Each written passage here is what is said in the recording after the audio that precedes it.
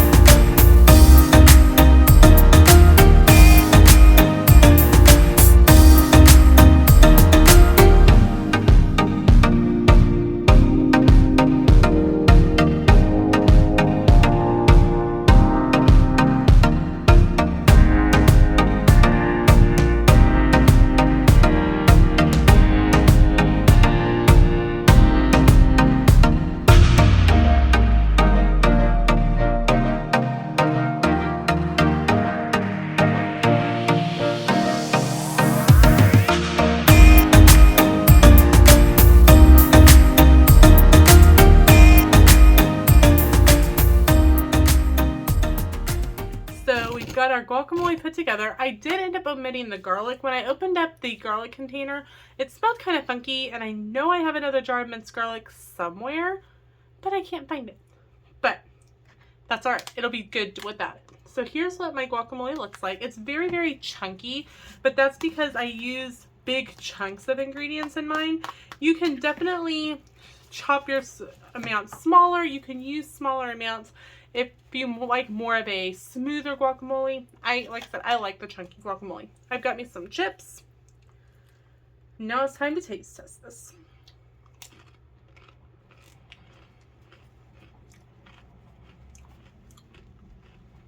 Y'all, that is so good. I probably could have added a little bit more lime juice to it. Sometimes the limes don't roll quite as nice as I'd like, and so you don't get as much juice out of it.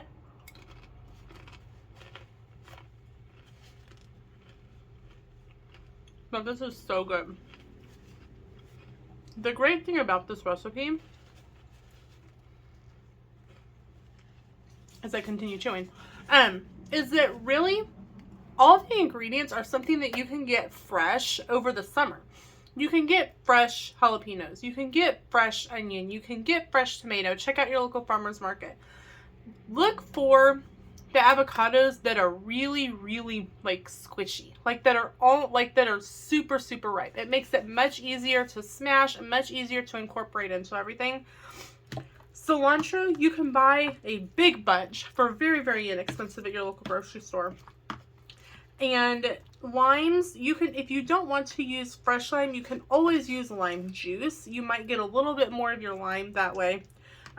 Again, I will put the recipe from Antojitos Universal Orlando in the description below if you want to make it. Like I said, I omitted some things. I omitted the olive oil. I omitted the olives. I ended up omitting the garlic. But it is so good. It's so fresh, and really, it's a very healthy alternative to things that you could be eating over the summer. And if you're going on a picnic, potluck, all you have to do is make this a big batch of it, take it with you, and you'll be the life of the party. So that's it for today's video. Thanks so much for watching. We'll see you in the next video. Bye, y'all.